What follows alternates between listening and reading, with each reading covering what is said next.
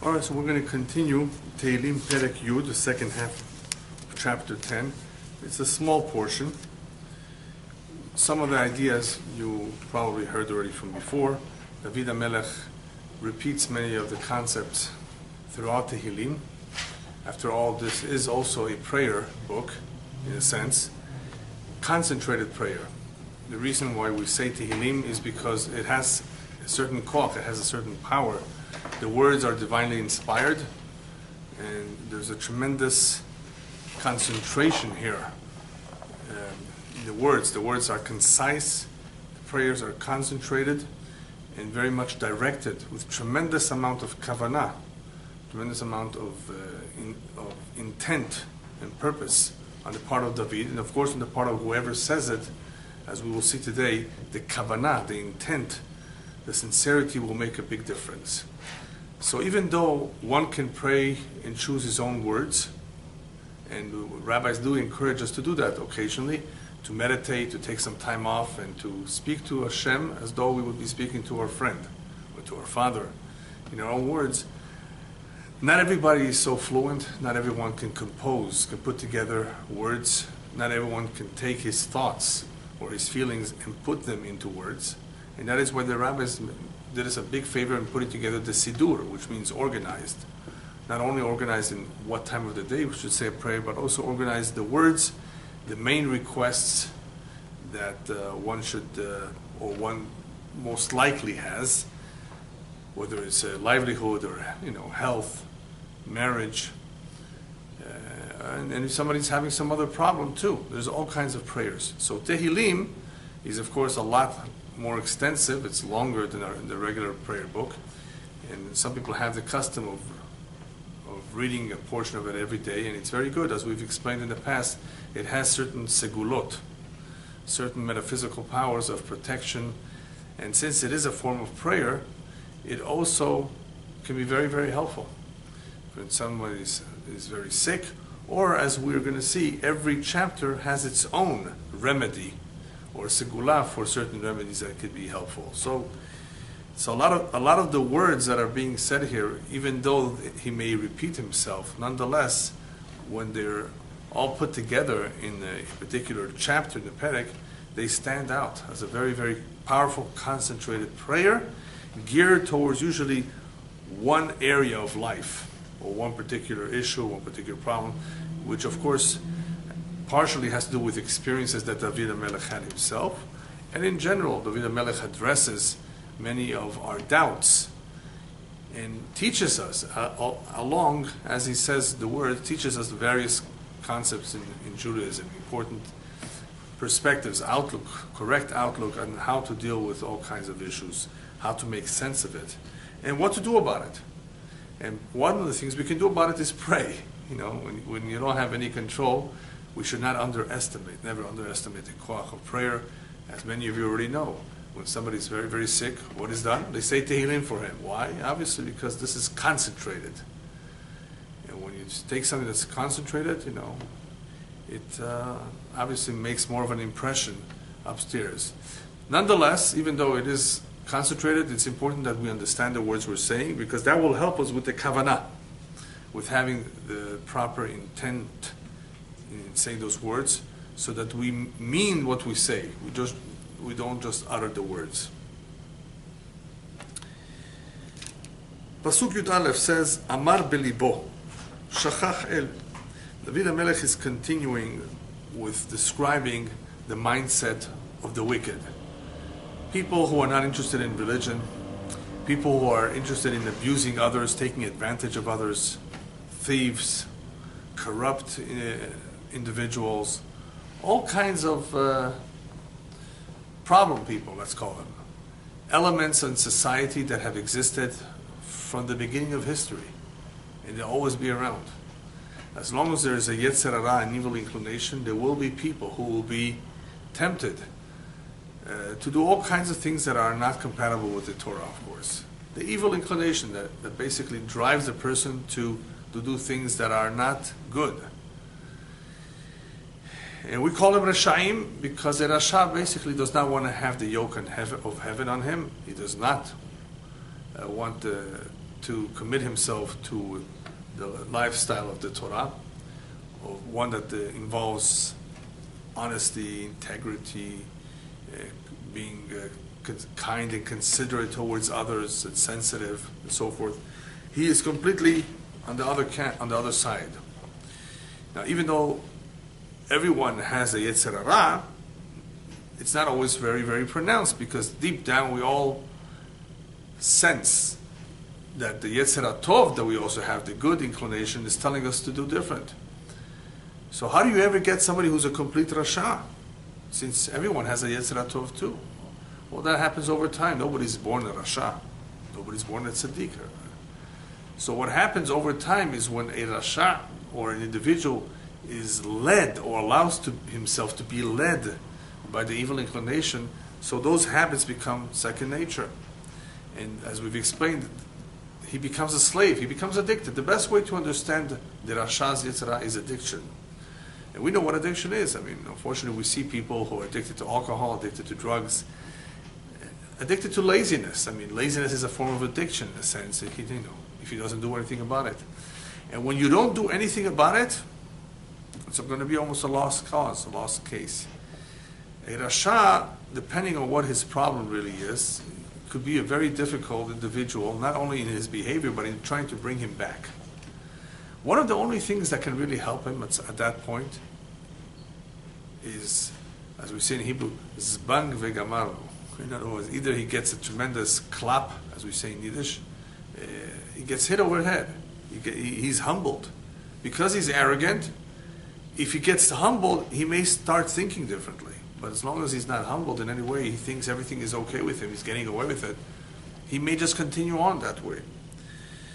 So this is more or less where we left off with, that the Rasha, his evil inclination is so developed that that's all that he has in mind. He's completely focused on hurting others, not because he wants to hurt them necessarily, but because he wants to benefit. So he doesn't mind, doesn't care if that means stepping on someone. And you wonder, how could somebody ever do that? Human beings are not animals, or are they? And the answer is yes, some human beings are worse than animals. So that's something that should never surprise us. They always have existed. There is all kinds, from 1 to 10. Many people, of course, are in the middle. They're not closer to 1, they're not closer to 10, somewhere in the middle. They don't do things unless, of course, maybe they have no choice. Here we're talking about the more extreme example. So David HaMelech says, Amar belibo shachach el. The Rasha pretty much always believes that God has forgotten. God does not look. God does not pay attention. Histir panav bal ra'a lanetzach. He conceals his face. I mean, maybe he did create the world, but he's definitely not involved. That's what histir panav means. He's not around. He's not doing anything about anything. Then bal ra'a lanetzach. Neither will he ever see. Neither will he ever know. Now, what does Judaism teach? Judaism teaches that not only does God see everything that happens, God even knows our thoughts that are concealed. That's an important concept in Judaism, that Hashem knows our thoughts. He knows everything. Mashgiach, not only does he supervise the world, he created, he continues to supervise it, he takes care of it, he's involved to a certain extent with everything that's going on. And he does not allow human beings to do everything that they wish to do, otherwise there would be chaos. So there is some control from above. But the big question is that if he does know, then why doesn't he do anything about it? That's the big question. That's what David basically is asking in this perek. Hashem, please get more involved. Let it be more open. Let them see you. Let them see that there is justice, that one is accountable for their actions. Don't leave everything for the world to come. Otherwise, there will be more and more resha, there will be more and more evil in this world.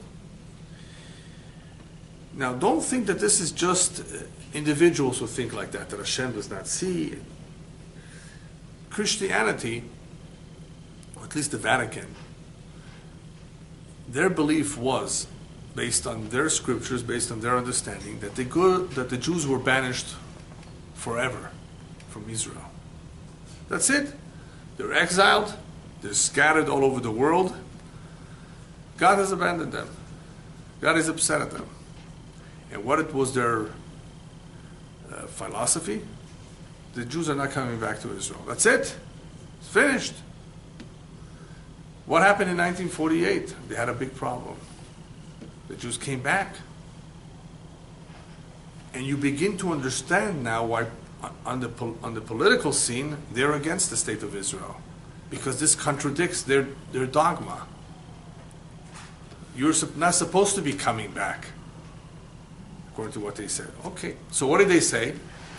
Well, it's possible they're going to come back, but they'll never have Jerusalem. Then came 1967. And we got back Jerusalem. And of course, I haven't heard anything more from them as of then. What are they going to say now? What did they say with Jesus, with Yoshka? They had a problem. The Jews are right. The Messiah is supposed to fulfill certain things. Yeah, they have a point. He hasn't fulfilled. There's no peace on earth. Right? The Jews are scattered all over the world. The prophecies are very clear about what's going to happen, what's Mashiach going to do. So what did they say? Well, there's going to be a second coming. So they're waiting for a second coming. There's no tradition like that. It doesn't say anywhere that there's a second coming. There's a one time. That's it.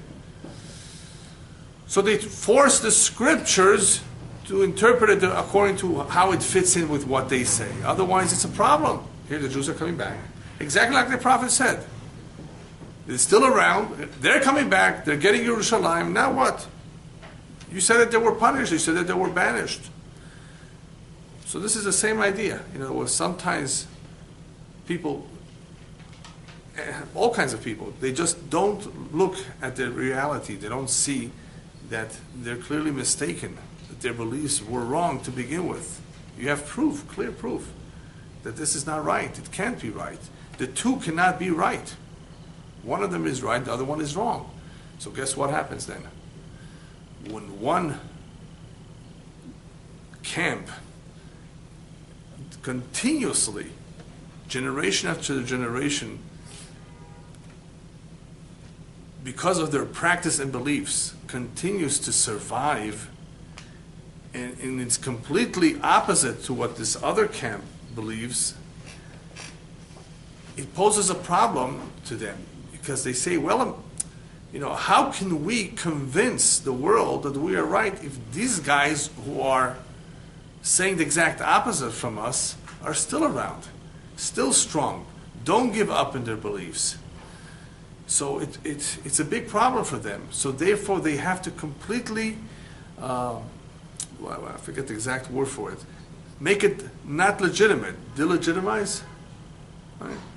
They have to completely try to do away with it in any way they can, whether it was by force in the past, by trying to convert them by force, or by doing all kinds of things. There's all kinds of tricks, all kinds of ways that they've tried to get the Jews to convert to Christianity. And the history books are full of this throughout the history, whether it was the Crusades or during the Inquisition.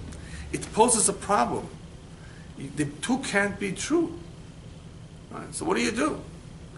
And if they say, well, we are right and they are wrong, well, how do you explain all the prophecies that what the prophets say are coming true? So right now, the way it stands, from what I see, is of course there's been a big change in the Christian world, in that they're not necessarily putting up or setting up an inquisition anymore. There are certain groups amongst them who are trying to convert Jews and baptize them still, because they want to save as many of them, supposedly, in quotes, save them, right? But you do have a group of them who are trying to help Jews get to Israel. Well, why would they want to do that? Some of them are very genuine and sincere, and they want to help, and they believe that The Torah says so, the prophets promise so, so this is the truth. But others, of course, have a different agenda. They say that the faster we get them there, the faster the Messiah is going to come. Their Messiah, that is. So they look at it a little bit differently than we do. So right now, the main area of contention really is on the Messiah. Not so much, okay, the Jews are coming. Oh, good. That means our Messiah is coming. So they right now have mainly an argument with us about their Messiah. Not so much about the whole religion. Just keep your religion, just believe in this Messiah. So the focus has changed a little bit over time when they are coming to terms with the facts. You don't have bishops who are giving, speeches that are very, very anti-Semitic. I mean, even though some of them may still feel the way they do, not pro-Jew, but you don't hear what the churches used to hear in the past. The masses would revolt, and they would cause tremendous damage, tremendous harm in Jewish communities all over Europe. It was a big problem. Today, supposedly, there's supposed to be quiet and acceptance of all religions, but still, the two cannot be true. So one of them would still feel that here, the Jews are gone from Israel and they're banished, but they can't say that anymore if they're coming back. So this poses a problem, and they have to look for other ways to counter this. And in reality, they should just say, wait a minute, perhaps what we've believed all along is false. Why don't they do that? It's very hard for somebody who has lived his life in a certain way, certain beliefs, to say, oh, I was wrong. You know how painful that could be? To live your life in error? This is wrong. Now, I'm not, God forbid, I'm not trying to belittle anyone, make fun of anybody or any religion or faith, because my belief, my feeling is that all three, Judaism, Islam, and Christianity, all are from Shamayim in a sense. It's all after the second destruction, the destruction of the second temple. Hashem set up the the dynamics for enabling a large percentage of the world's population to believe in one God instead of idols, as it was. Before Mashiach comes, we have to get as many people to believe in one God. How do we do that? So we're going to set up, not that he set it up this way, but that's how it's set up. All of a sudden, Islam believes in a God. All of a sudden, Christianity believes in God, even though there's different groups amongst Christians, and some believe in the Trinity, and some not, and some this way, and some that. It makes no difference. The point is, it's not what it used to be. And even though it may still have certain aspects of idolatry, certain parts of Christianity, nonetheless, it's still geared towards the service of God. The problem is you have a lot of people who claim to be Christian or Muslim, and they're not faithful, right? They commit all kinds of sins that even according to them are considered sins. So, but that's in every group, even unfortunately amongst the Jewish people. Not everybody's perfect. So I don't intend to say that they are liars and they are no good. There is a lot of good people in all religions, and there's unfortunately some bad people in every religion as well. So how do we reconcile all of that? Mashiach will reconcile. When Mashiach comes, he will point out this is the way it was really all along. And everybody else had a purpose in creation. They all have a purpose. They all serve some purpose. They're all human beings created in the image of God. And we don't kill them. We don't go after them. We don't have jihad. We don't have these things because we accept them. We believe they have a share to the world to come if they're good people. Yes, there's no problem. But don't try to convince me that what I'm doing is not right. That's all. As long as you mind your own business and you keep the 7 Noahide laws, you're a good person. I'm talking about the non-Jewish person. And don't interfere with the Jew. On the contrary, encourage him to do that, because what he's doing is right, supposedly. How do you know? You know better than him. What proof do you have? They don't have any proof. And we do. We have much more proof than anybody else does. It could be shown, it could be demonstrated that what we have is what was all along the same. I mean, the Word of God, it hasn't changed. So this propensity of the Rasha to go his way and not change, even though he may see that he's wrong, is because he has become so addicted, so set in his ways, it's simply hard to give up and to admit a wrong, you know? Unless you're open-minded, unless you're humble, unless the person has various qualities that help him, or as we said before, he gets a big blow where he says, wow, what I must have believed till now was wrong. Imagine a friend who you thought he was your friend, and he stabs a knife in your back, figuratively, in other words, he double crosses you. He's no longer a friend. You need more proof than that. You know what they say in English? Fool me once, shame on me, shame on you. Fool me twice, shame on me. You don't want to be fooled twice. Once is enough. You know that this guy you can't trust. A Rasha needs something very, very powerful to awaken him. Because he's a Rasha. He's become a slave of the Yetzer Hara. And therefore, his main problem is that he believes that Shachach El, that God does not see, God does not know, and nothing is documented, nothing is recorded upstairs that I did something wrong. You know, who says that in the afterlife I will be held accountable? Who says there is an afterlife? I've heard people tell me, did somebody ever come back from there? And today we can say yes, many people, millions of people have had near-death experiences and have come back from there and have told us what they saw. What about them? So you have scientists who, of course, have investigated near-death experiences, and they say, well, it's all in the mind. Really? Millions of people are exactly giving very, very similar detailed description of the afterlife, and that's all in their imagination? Did they all go to the same school? No, come on. It can't, you know, but they're trying to cool it off. Because, of course, they don't believe in it. So what are they going to say? They've made up their mind, I don't believe in that. Therefore, I have to find a scientific explanation for it. But, sir, maybe you're wrong. Did you think about that? No, that's out of the question. I'm right. You know, I just have, you know, it's a famous example with somebody who goes shooting arrows. You know that example? So, there was a guy who came to the forest and he saw, wow. He saw all the arrows hit in the middle. You know, pretty much in the middle. So he was looking around, who's that archer?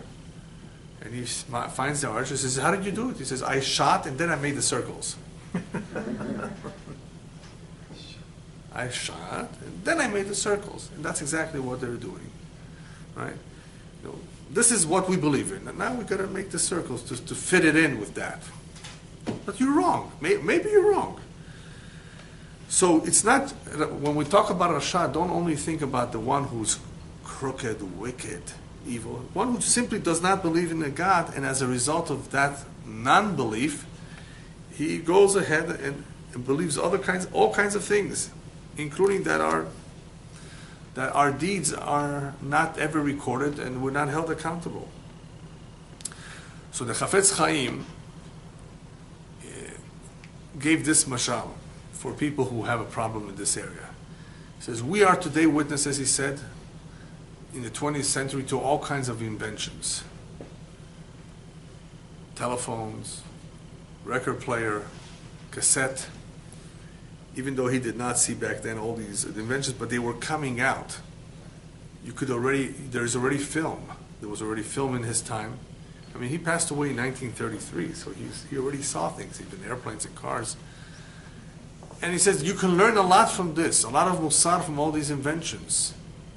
If the human being can record his own voice, don't you understand that our voice is recorded upstairs? The one who gave us the voice, the one who created us with eyes, if we can see, he could see. And today we have videos digital videos. That's even better, right? And we have satellites that can see from great distance. So we can learn from this. If we, or the Japanese, whoever it is, can invent, can come up with these things, then why shouldn't they have such a system upstairs that can record, can see, can hear the way we do it? Listen to that. Pay attention to that. This is an important thing. So this should wake people up and realizing, yeah, maybe perhaps, the voice is saved somewhere. Some people believe that nothing goes to waste. Somehow, if one day we can invent a machine that can bring back all the voices that were spoken 2,000 years ago, that would be nice. You can hear Moshe Rabbeinu, maybe. Matan Torah, the giving of the Torah. Maybe somebody can bring back all those voices in the air. Yeah, it's very interesting. That's not totally irrational. It's, look at the microwave. There's no fire in there. There's no heating element per se. And in 30 seconds, or 45 or whatever, it heats up your food. I mean, you look inside, you can look all day long, you won't see anything happening there. What warmed up that food? You can talk to any part of the world today by speaking into a piece of metal, aluminum, or whatever it is, plastic.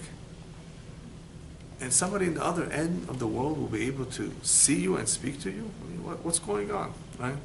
So technology is incredible. So here people are just so accustomed to it, used to it, that they don't think about it. Why is Hashem allowing us to have these things now and not 100 years ago? Why? Why now? Right? So does it have to do with some divine plan, perhaps? You see how people who do teshuvah think? They're thinkers. Scientists who have done teshuvah, they've seen a lot. They've observed a lot. People who've experienced a miracle have experienced a miracle. And they said, this can only be the hand of God. What's a miracle? Right? Doctors who have been asked sometimes, how do you explain? You said that he has 1 day to live or whatever, and whatever he had is completely gone. And they said, Zenes Refui. In Hebrew, that means it's a medical miracle. Why don't you just admit it? It's a miracle from God, and don't say medical miracle. They want to say it's an exception. It's a miracle. Miracle means from God. It just can't be anything else. But they don't want to. They don't want to allow that as an option. So they say it's a medical miracle. They're borrowing the word miracle, not realizing the miracle means it's an act of God. Anyway, so that's the Rasha, the stubborn Rasha who doesn't want to admit, who doesn't believe that anything else exists. In other words, anything else exists upstairs that is able to know what is going on in this world. Another reason why the Rasha does not stop for a moment and think is because he doesn't read history. And even if he read history, he didn't read it properly. Read history. And you will see that other people who have done what you've done, we're talking about the real Rasha, the wicked guy, the one who hurts people. They've gone to jail, right? As we say in Hebrew, Sof Ganav Litliya. The end of the thief is that he gets hanged. Crime doesn't pay. There's various expressions. Read history. People have been caught for what they did. They ended up in jail.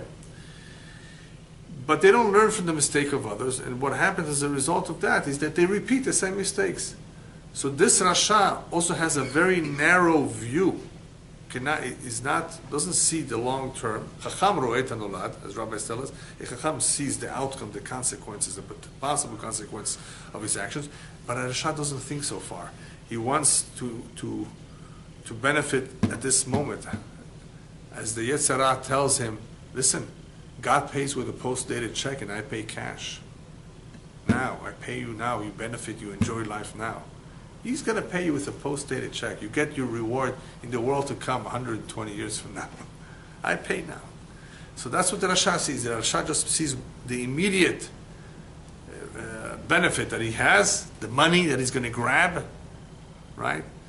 And he doesn't pay attention to the possible consequences. Doesn't realize that others have made this mistake and have fallen. And that is why the rabbis also compared the Geulah, the redemption, to finding a lost object or being bitten by a scorpion, stung by a scorpion. As the rabbis tell us, three things, Bahim be'esech hadat. Three things come all of a sudden, out of the blue, you were not expecting them. Mashiach, the sting of a scorpion, and finding a lost object. You don't plan on finding a lost object, right? Oh, wow, beautiful diamond, you found it, right? Especially if it was yours. I mean, that's even better. You found a lost object that you lost years ago. A sting of a scorpion, and nobody plans on it. All of a sudden, stung out of nowhere. In Mashiach. So the question is, why did the rabbis want to compare Mashiach with sting of a scorpion? I mean, is there any connection? And the commentators say yes. For those looking forward to Mashiach, it will be such a joyful time when Mashiach does find it. It will be even greater and more special than finding a lost object. But for those who didn't look forward to, didn't believe it, to them it could be like a sting of a scorpion. See what I mean? So there is a connection between these examples, that Mashiach in itself can be either one of those two. It will be sudden, even though we're expecting it any day, even though it happens in stages. We know that. And it's been already going on for a long time. Nonetheless, the actual moment he arrives and reveals himself is sudden. And I said, wow, it's true. You mean what they said was always true? Wow, too bad I didn't believe in it. Too bad I didn't, think of it. We're not talking about here conversion, to convert from one religion to another. Everyone really should be what they are. It doesn't say any way that, Jews, we don't go out and convert anyone. There's no need for that. There's no reason for that. Everyone has his own job, his own mission. I mean, you can if you want to, but it's not necessarily encouraged. So they're not necessarily, well, even though some of them are going to want to be a part of the Jewish people, that's not the main issue. The main issue is, how come I didn't think that this is perhaps true? But maybe there's some truth to it. I would have conducted myself differently. I would have lived a different kind of life. I would not have emphasized materialism. I would have been more charitable to people. Because then, once the Yetzer Hara is removed, the evil inclination is gone, there's no more opportunities to do mitzvot in the same way as today, that we are rewarded. And the more challenges we have, the more reward. When Mashiach comes and everything is obvious, it's not going to be the same. So when that time comes, people are going to say, wow, this is really the truth.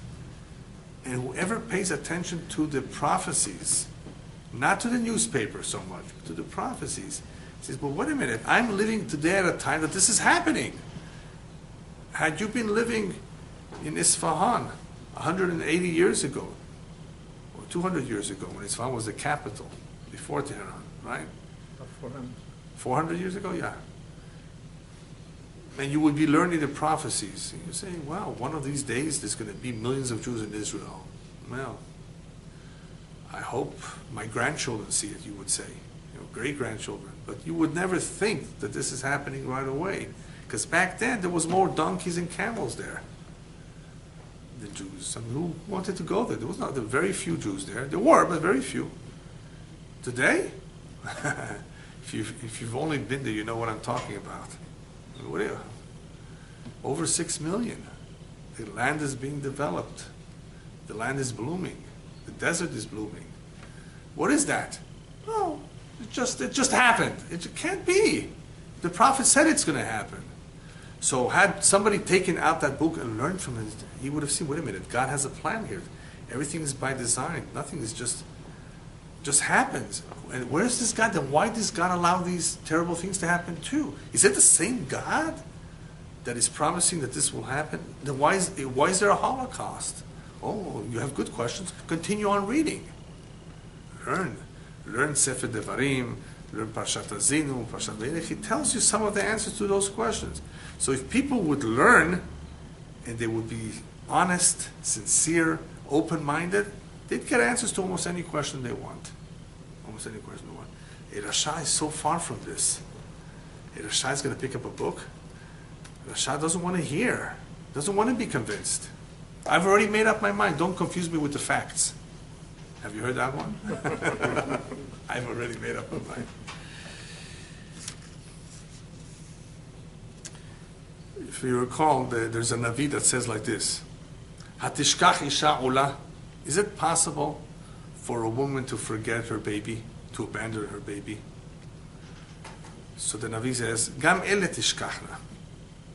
It does happen that some women do throw away their babies in the garbage can. We saw that ourselves. We know it. It happens, the Navi says. But anochi lo eshkachech. God says, but me, I will never forget you. Beautiful words. The Navi says, will a mother abandon her baby? Rarely. But you know what? Sometimes it does happen. But anochi, Hashem says, anochi lo eshkachech, I will never forget you.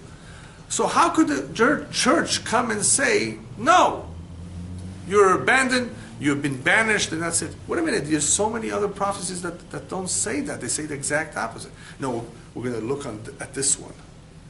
At this one, and we're going to interpret it this way, and we're going to try to fit it in to our belief system. But it's wrong. Oh, but let's say you tried 400 years ago. But now you can't do that anymore, because you see that the exact way the Jews interpret it is what's happening, is unfolding. Now what? The Rasha doesn't want to know. But yeah, that's what Rabbi tells us. Even at Pitcho Shel Gehenom, even if you put him already close to Gehenom, you see this is Gehenom, that's where you're going. No, I didn't change my mind. Didn't change his mind. Real Rashaim, that's how they believe. So at some point, and that's going to be very, very soon, there's going to be a lot more clarity. The truth is going to come out in the open, and the Rashaim will see that, no, God did not forget. He concealed his face, yes, for some reason, but not because of what you thought, that he doesn't see at all. He actually knows everything, and everything is recorded, and you can't get away with it. You pay for everything. David HaMelech goes on, in the next pasuk, to praise to Hashem and asks of him, Kuma Adonai el nesa yadecha al tishkach hanavim, please get up and do something about it. Raise your hand and reach out and help out, and don't forget the humble, the poor, the destitute, the downtrodden, those who are suffering that people take advantage of. But why does it say nesa yadecha? Pick up your hand. What do you mean to pick up your hand? So there's a nice mashal on this pasuk of a father who was crossing a river with his son. And as they were crossing, the water was getting higher and higher and higher. So the son tells his father, Abba, father, pick me up more, otherwise I'm going to drown. The father is taller than the child. So pick me up, otherwise all this water is going to cover me up. So David HaMelech says, Hashem, pick us up, otherwise all these nations who are after us are going to drown us. And had it not been for Hashem all along, God forbid, who knows what would have happened. Because the odds are against us. All the other nations are gone, they disappeared, all the empires. Who were we compared to them? But, Hashem watches over us. So this is an incredible fact in itself. This is an important part of our history. And this in itself is greatest proof that Am Yisrael Chai forever. And we will be around.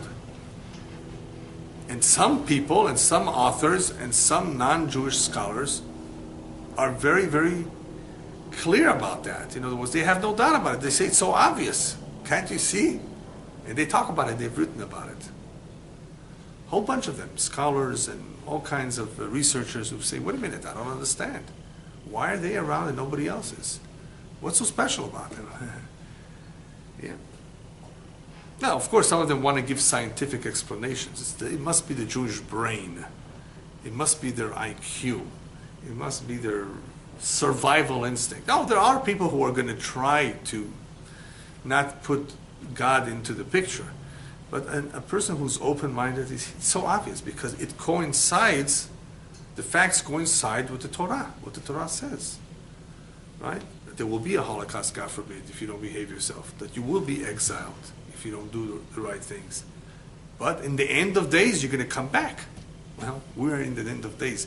We're no longer in the 1500s, 1600s, 1700s. We're no longer in the 20th century. We are already in the 21st century. Yeah.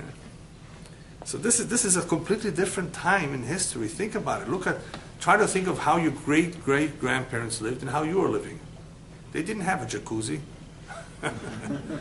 Just an example, right? I mean, a totally different lifestyle.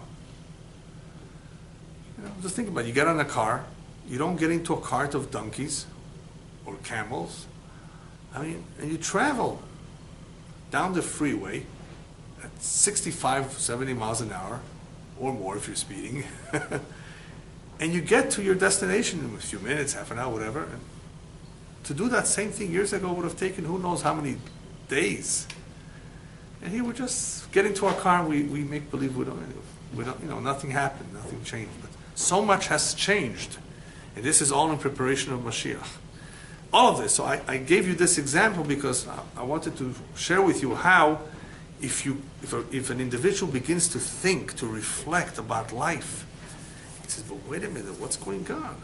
He could have a scientific bent to it and say, well, human beings have finally used their imagination to the fullest. And they've come up with a spaceship and finally reached the moon. There were smarter people 300-400 years ago than people today. They were smarter too, in many, many ways. So why is this happening now? So a thinker puts two and two together. One who doesn't want to think, of course, is not going to think about it. Most people don't think these days at all. They don't want to think. Anyway, so here this pasuk is not Anavim is not talking only about the poor and the downtrodden. It's talking about Am Yisrael too, the Jewish nation. How we've been threatened and we've been in trouble many, many times, and therefore we recognize that Hashem came to our help. Next pasuk. Al meni etz rasha Elohim amar belibo lo tidrosh. The Tehilim says, you know what the main gorem, the main factor of why a rasha ni'etz, why he angers Hashem, why he does what he does? So we said it last week too. The main factor, what's motivating him to continue to do his thing, is amar belibo lo tidrosh. He really deep down thinks that Hashem not going to do anything about it. Again, almeh, what's pushing him? What's motivating him? What's causing him to be ni'etz, to go against God, to be so disrespectful? Amar belibo lo tidrosh, because he doesn't believe that God really will do anything about it. That causes him to behave the way he behaves. Now, why is David HaMelech saying this to us? Because he's saying to Hashem, it would have been so much better that the Rasha should be punished on the spot, so that he should see the truth, and that there shouldn't be so much evil in the world. So the big question is, and this David HaMelech doesn't get into here, but he gets into it elsewhere, then why does Hashem allow him to continue living his life, conducting himself not in a very righteous way?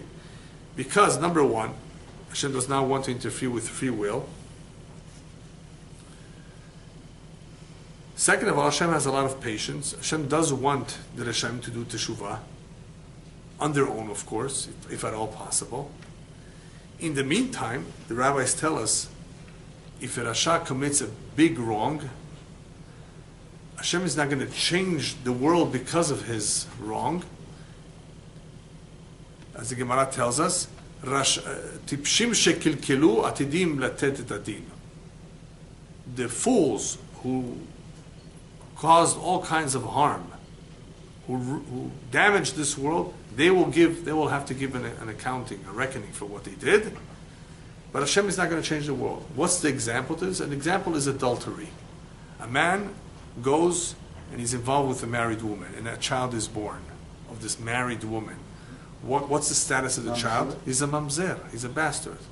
You know that he's pretty much, I don't want to say ostracized, but he's pretty much limited to who he can marry, and he's in a very, very low status, even though he could be a good person. And we're supposed to treat him, like any ordinary person, but he's very limited, and he's really a poor fellow. The Zohar says misken. He's a poor fellow because he's an outcast. Why did Hashem allow this woman to get pregnant from a sin? Hashem, don't let it happen. No, the Gemara says, Olam keminhago noheg, ve'shotim, or tipshim shekelkelu, atidim leted nadim. Olam keminhago, the world will continue according to the laws of nature. A woman can become pregnant, conceive, and give birth, right? And those, however, shotim, the fools, who ruined it, who caused so much damage, they will have to give the din. In other words, Hashem does not change the system because there are wicked people out there, fools, who are doing all kinds of wrong things. Yeah, like the Gemara says, what about those who worship the sun? Should Hashem take away the sun? You see what I mean? Should Hashem do something that is against the laws of nature that He set up? He doesn't want to change the laws of nature. But those who kilkelu, they will eventually have to pay for it. So, not to interfere, not to take away free will, not to change the system. On the other hand, Hashem does give many of them a chance because Hashem would prefer that the Rasha should do teshuvah, that he should repent. All right, next pasuk. Ra'ita ki ata amal v'cha'as tabit latet biyadecha alecha yazov chelecha yatom ata ha'ita ozer. Okay, this is a little bit of a lengthy pasuk, but it's pretty simple. Ra'ita, Hashem, you saw, you see everything. Ki ata amal v'cha'as tabit.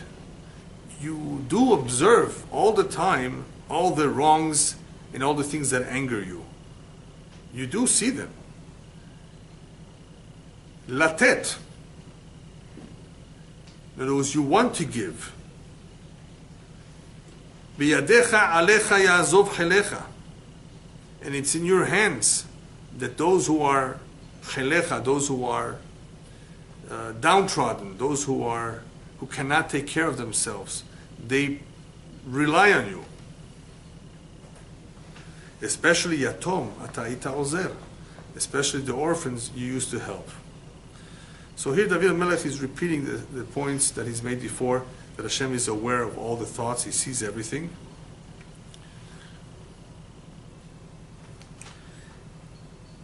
And therefore, he prays to Hashem that He should continue to help and to provide for all those who really need Him more than anybody else. Who needs Him more than anybody else?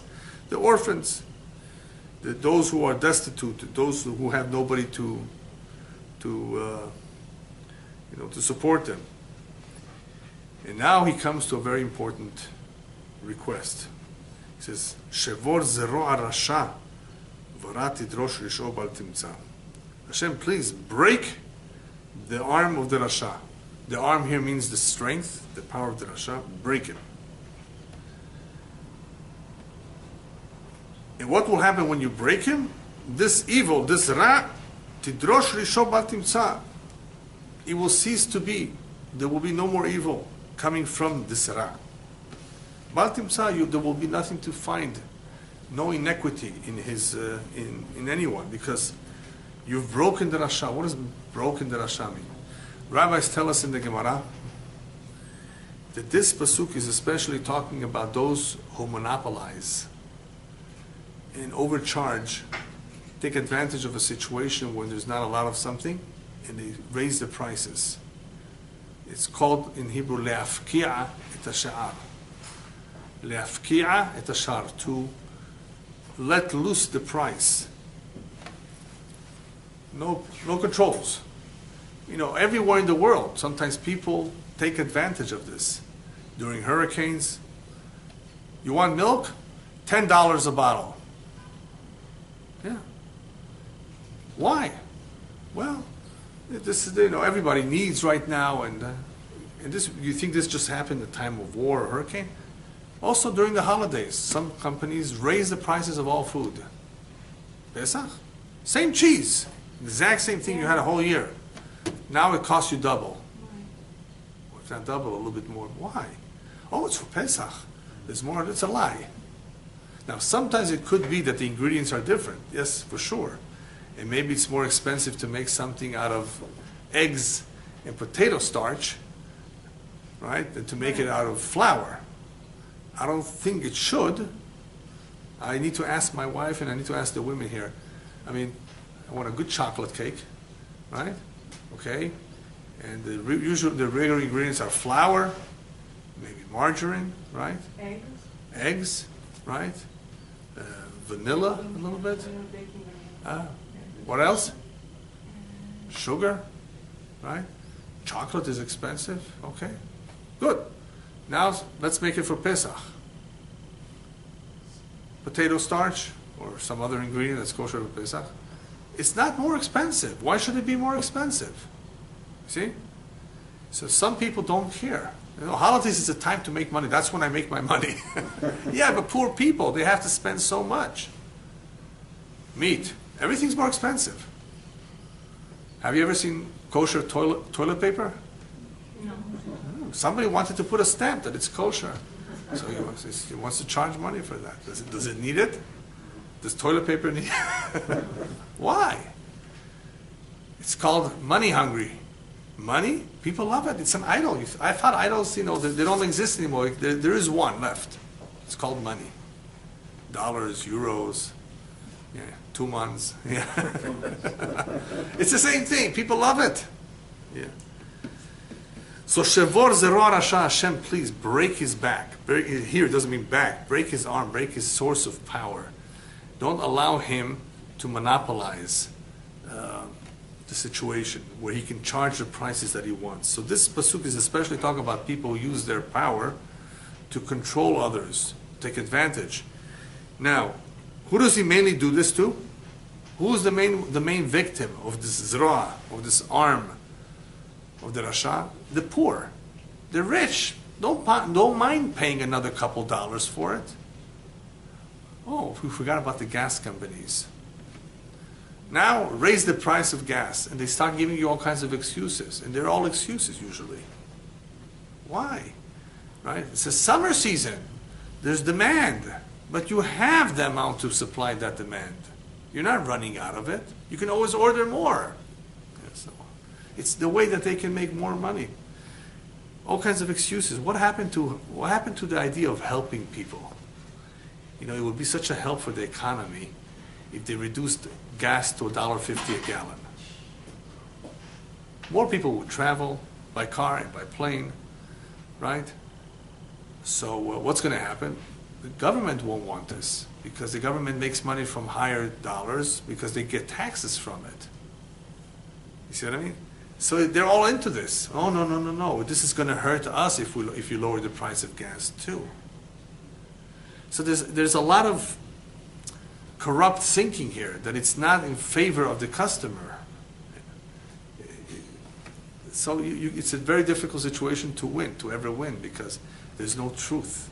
There's no real honesty here, transparency. It's all interests. So David HaMelech says, Shevor Zeror Rasha, because you know what will happen when you break him? When you take away his monopoly, when you take away his koach, there will be less evil. There will be less rish'ah bal timsa. You won't be able to find it, because maybe that's going to teach him a lesson. That's possibly the only thing that's going to teach him a lesson, is when he can't carry it out. When the factors cease to exist, the factors that brought about this ro'ah, this evil, that contributed to this, when Hashem removes those factors, then there's not going to be no Rasha left.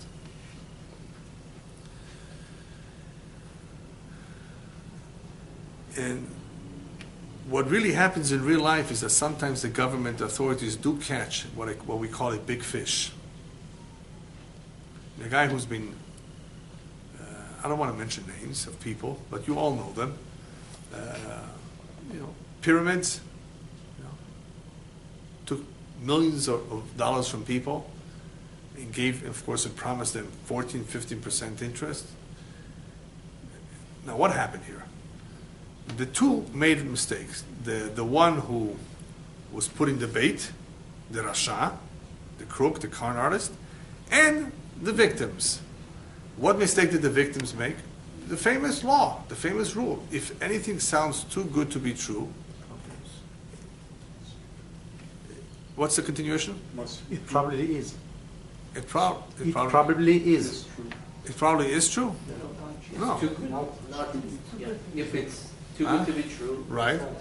it probably is. That means it probably is not true. then it probably is, meaning not true. Right. That's what it is. Right? It can't be. What happened? Did you learn that in school? Did they teach it to you? Well, he's a nice guy. So what? And other people told me they made lots of money with him. Yes, of course you do. Of course they did the first 6 months. Yeah, but I see him in the synagogue. So, and he has a long beard. Oh, that's even more dangerous. Beard? Oh, yeah, because, so what?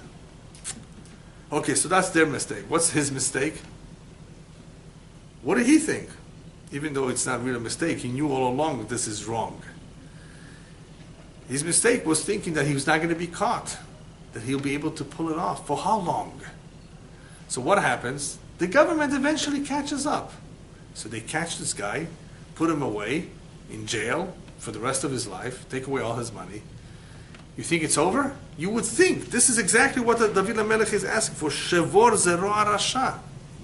It helps. Maybe for a couple days. Did this help all those guys who are doing what he's doing? A year or two from now, there will be others like him. And I don't remember all the names, but there have been. If you look back at American history for the past 50 years, you will see many such people who did this. I'm not talking about the mafia. Forget about the mafia. Mafia is a separate group. There were other people who cheated others. There are others who put up all kinds of fronts in different ways. They cheated people, they cheated the government, they cheated this, all kinds of things. And one does not learn from the other. So Shevor Zero Rasha, Hashem does do this. He breaks the Rasha. Occasionally these guys are found, they're discovered, they're taken away, they're put to shame. And for a while people perhaps are deterred, they're afraid, but it doesn't always help. You know how many nice guys are sitting in jail? Real nice guys today. Blue collar. Sitting in jail. For what? For doing all kinds of kunzim, as we call it in Hebrew. In English they call it money laundering. Give you an example. There have been people who gave an institution $1,000 charity. Give me a receipt that I gave you 10,000. You know about these kind of things? Yeah. But this is wrong. How could you do something like that? It's not only is it against the law, it's sheker. Yeah, but it's not exactly sheker. It's just for my income tax. Yeah, but that's twisted way of thinking. What happened to the word honesty? I mean, can't you just be straight, honest that everything you do is 100%, or 99.9%? I mean, there are gray areas and legal loopholes. I'm not talking about those. But why go this?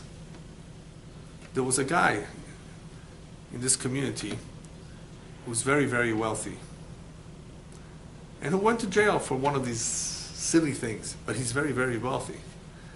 And the judge made fun of him. Says, you got to do this? You got to do these kind of things? To save yourself $100, $1,000? You, of all people, has to do something like this? He made fun of him. He says, that doesn't make sense. That comes from not learning about these things, not realizing that, first of all, honest. And if you're by nature a little crooked, well, remember, Hashem breaks people occasionally. There are people who by nature they're trying to find ways to make more money. They're not so clean and pure. But at least learn from mistakes of others. Realize that you can be caught. And what would it be like? Ask any one of this, had you known that this would you have still done it? Of course not. Who wants to spend 2 years in jail and go through the shame? And nobody. It's not worth it. So what happens? Occasionally Hashem does do what David HaMelech is asking for. He does break their arm, break their power, so that hopefully evil will cease, but it doesn't cease completely. Avomai melech olam va'ed avdu go'im me'artzo. David HaMelech says that the day will come soon when Hashem will rule over the world, as He is right now the ruler over the world, but not everybody sees it. And when will that happen? Avdu goyim eretz. So when all the oppressors of Israel will no longer be in the land, in his land. All those who destroyed the Beit HaMikdash, all those who gave us a hard time. So when we see that happening, when Hashem basically appears at the scene, then Avdu goyim eretz, then we will not have those enemies anymore. They will not cease to be. So this is already something more in the future, even though we know Hashem is Melech now, and He's a Melech forever, but for everybody to accept Him, and for everybody to have clarity will be one way, is when Avdu goyim eretz, when we see that all those who were the source of trouble will no longer be there anymore. Today everybody's trying to make peace, supposedly. It's not going to happen, because they don't realize what the main problem is, what's causing this lack of peace. What will bring peace? When the enemy is gone. How will the enemy be gone? When Hashem Melech Olam Va'ed. So until then, don't expect it. In other words, when Mashiach comes, when the truth comes out, then Avdu goyim eretz, all the oppressors, all the bad guys, all the troublemakers will be gone. Then we will know for sure that Hashem is the king. Until then, let's change the government. Let's take down the government. Let's do this. Let's try this. Well, we should really give them a chance. It's not going to help. They don't realize that it's all mishamayim. An enemy, the one who's giving us a hard time, it's all mishamayim. Had they only read history, Tanakh, which they did a little bit when they were in school, all these politicians, they would see that throughout the history of the Jewish people, there were always enemies that gave us trouble. They were called Pelishtim then, now they're Palestinians. Very similar name. That's very interesting. And there's no connection between the two. Pelishtim and Palestinians are two separate entities. That's interesting. That's not a coincidence that the similar name should be around now in a similar location, by the way. Even though some of them are in the West Bank or Yehuda and Shomron, right? But the real main source of trouble right now is Gaza. And Gaza was where Eretz Pelishtim was. Ashkelon, that whole area. Zor Lachish, all the way down to the ocean. So, people, that's strange. Oh, we had them in the past. There was Goliath, right? And there was later on trouble from all sorts of neighbors. How can we still have trouble with them? Oh no, it's because we robbed them from their land in 1948. But what happened till 1948? They didn't like us either before then. And now we said we're willing to give them. And they still don't want. They want everything. They don't want us there. Why? What do they have against us? Read. It says here why. Ta'avat anavim shamata Adonai tachin libam takshiv oznecha.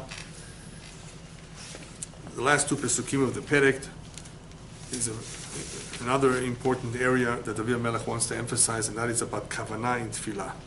The rabbis tell us, Ta'avat anavim shamata, Hashem hears the desires, the requests of the poor, of the downtrodden, even before they express their need. And that's beautiful. The highest level that an individual can be in, where Hashem answers his prayers, is that Hashem answers his prayer even before he makes the request. That's beautiful. As the Navi Yeshayahu says, Terem yikrau v'ani a'ineh, odhem medaberim v'ani eshma'. As they're talking, they didn't even express the request. I already know what they need. I will give them what they need. That's the best. So David HaMelech says, Ta'avat anavim, all the needs, the desires of the poor, Hashem, you listen to them. You know about them.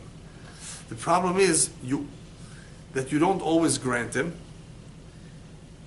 because, we don't always deserve it.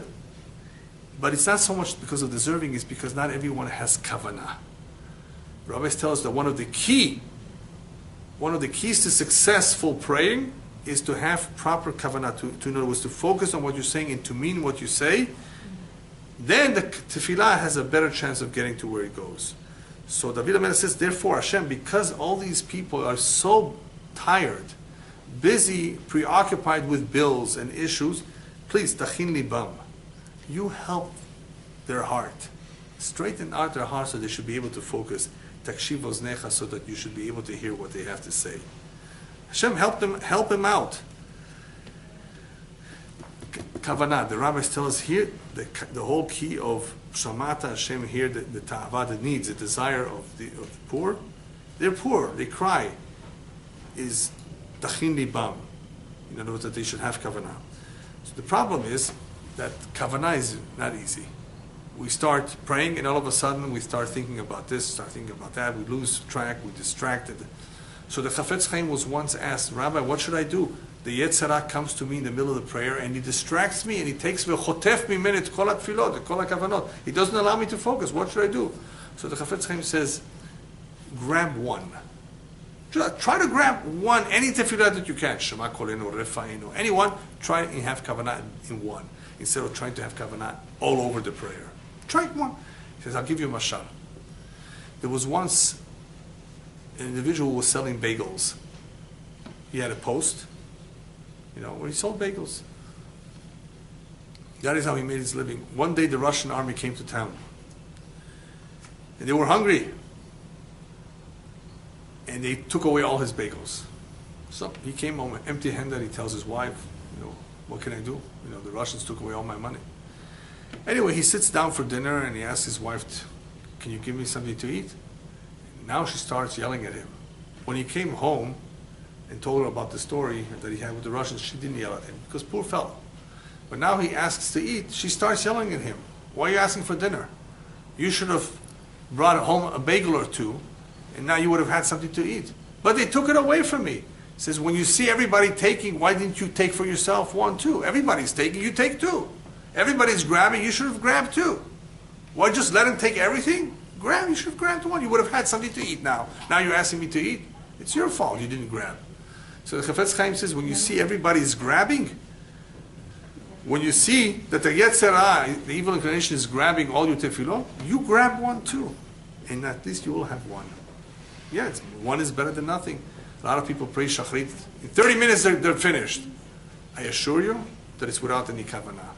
I don't believe anybody can have any kavanah in half an hour of Shachrit. It's impossible. You're rushing through the words. That's not even counting the most people don't even understand many of the words they're saying. I'm not even including that. But let's say a person does understand. But if you're rushing, you can't think. What a shame. Tefillah is so special. This is our time to speak to Hashem. This is where we need to have tachin libam. Our hearts have to be prepared. They have to be focused. What are you saying? What exactly is it that you want? Are you sincere about it? You really want me to help you out? Prove it. Spend some time with me. Don't rush me. I got a lot of time, Hashem says. What are you rushing to? Parnassah? I can take care of your parnassah. You know people that make parnassah in 2-3 hours in the day, right? Yeah. If you're the real estate broker, imagine selling a house every week, just one. Yeah, but every week, 52 weeks, every week you sell a house. That's a nice living, no? Yeah. Okay, what about a car dealer? You sell 2-3 cars a week. A week. A car dealer. They make nice money. 3 cars a week. That's a nice living. Every week. How long did it take you to sell the car? 15 minutes. Selling diamonds. Make a good living. You sell a 12-carat diamond just every 3-4 months. Not every day. Not every week. Just every 3-4 months, but it's a 12-carat diamond. Color blue, clean. Beautiful. Right? How long did it take you to sell it? 5 minutes. Because the right buyer came in. Parnassah, excuses. Hashem can give parnassah right away. You have to have the right hashkafa, the right outlook. So, doesn't it pay to pray? Spend more time in prayer? Because that's up to us. Parnassah is not up to us. It's up to Shamayim. So therefore, David HaMelech says, please help them out. Because miskenim, these guys, the people who are so downtrodden, poor, they can't sometimes concentrate. So tachin libam. Help them so they should have kavanah, so takshiv osnecha, so that ears should hear what they have to say. just want to finish with this last pasuk. But before we go to the last pasuk, I want to just remind you how the simplest people, sometimes their prayers are answered better than the greatest chachamim. It's the simplest people because they have kavanah, they're so sincere. There was once a poor fellow in Israel, years ago, who was illiterate. He didn't know anything. He was so illiterate, he always used to come to town every so often to ask the rabbi, please give me a calendar when there's a fast day, when there's a holiday, special events. He lived not too far from Yerushalayim. And he would come in every so often. He was a farmer. One day he comes to Yerushalayim and he sees the streets are empty. He says, what? This is not on my calendar. What's going on today? Today's supposed to be a regular day, but nobody's in the street. He finally meets up with somebody and says, you don't know? Everybody's in shul praying for rain. The rabbis, the chachamim made it ta'anit. You know, when there's no rain, you fast. What? When there's no rain, you guys fast? For that, you need to fast? Let me speak to the rabbi. He says, Rabbi, first of all, you didn't tell me about this. He says, I couldn't tell you about this because this was last moment decision. This is not on the regular calendar. This is an unusual fast when there's no rain. The rabbi said, I don't understand. No rain? Because of that, you have to fast? You don't need to fast. You know what he said, what do you do? Yeah, well, what do you do when you have no rain? You're a farmer. Yeah, tell us what you do. He says, Rabbi, come on. When I don't have rain, I go out to my yard and I turn to heaven. I say, Abba, I need tzarich geshem. I need rain. Please have pity on me. And the rabbi says, and then what? Well, then 10 minutes later, there's rain. Oh, really? Rabbi says, yeah, that's exactly it. Rabbi says, you know what? I have an idea. You be the Hazan today. You come to our shul, you be the Hazan. So the guy was the Hazan. On that day, he prayed, he asked Hashem, please have pity on these people, these Jews, they have nothing to eat. Sometime later, a few hours later, there was rain. Where did this guy come from? What is it? It's tamim, it's sincerity, it's pashtut. He knows no monkey business. He knows God is listening. He knows Hashem is our Father. He knows you can turn and ask Him anything you want as long as you're sincere. He was not a big chacham. He was illiterate. And Hashem listened to him. This can happen to anyone. Anyone. As long as he's clean, of course. No sins. He's pure. He's simple. Yeah. What's the big deal? Lishpot yatom v'dach, Hashem. You judge and you consider the orphans and the poor. Dach is also poor. Bal yosif od la'arotz enosh min haaretz. Please take care of them so that the evil does not have the chance. La'arotz. La'arotz is to trample and to be a dictator and to take advantage of any human beings on land. So unfortunately, there's a lot of aritzim. There's a lot of dictators. There's another word for it. A lot of people who are strongmen, who use their power and their position to trample and to step on people. So Hashem, please, have pity, especially on the Yatom V'dach who have nobody to speak up for them, nobody to defend them. Bal Yosif Od, so there should be no more of this La'arotz Enosh Min Haaretz, that all these people in power take advantage to trample others who are lower than them to the ground. There was remove that opportunity, remove that possibility. How? By getting involved.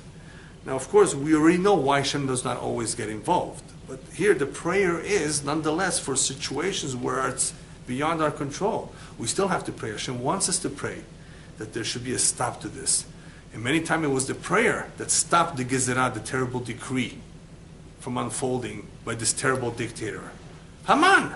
They fasted and they cried, they did teshuvah, so we see that's exactly what Hashem wants. That's what David HaMelech is putting it into a form of prayer, that Hashem, please, don't allow the Rasha to get away with it. Okay, what's the segula of this perek? You'll be surprised. This chapter is especially powerful to say if somebody has a very unique illness, an illness that has to do with a demon having possessed him. These things exist, and I can't really tell you for sure what's the equivalent of it today, but there is an opinion that holds that a lot of people who are in mental institutions may be possessed. Maybe they're possessed. It's not schizophrenia, It could be that there's something from the outside, some evil spirit that's hunting or possessing their body. So anytime there is an illness, a very strange illness, or we know it's something that is demonic in nature, this perek is mesugal for that. Because we're talking about the Rasha. And all these forces out there from the tzad of tumah, from the impure side, are considered Rasha in a sense. Even though they may have permission to cause harm, we can still pray to get rid of them. So, we never give up on anybody, no matter what the situation is. Even though it's almost shamayim that a person has become sick, we still need to pray. Prayer is really one of the most powerful tools that we have to defend ourselves, to ask for relief from some problem, or even to change the mazal, to cancel bad decrees. And there's all kinds of decrees. Well, as we will see later on, there's a lot of prakim here, a lot of chapters, a lot of sigulot for all kinds of situations that are not necessarily man-made. It's mishamayim. We agree that they're mishamayim. But if they happen, we always can turn to prayer to B'ezrat Hashem get some help. Okay.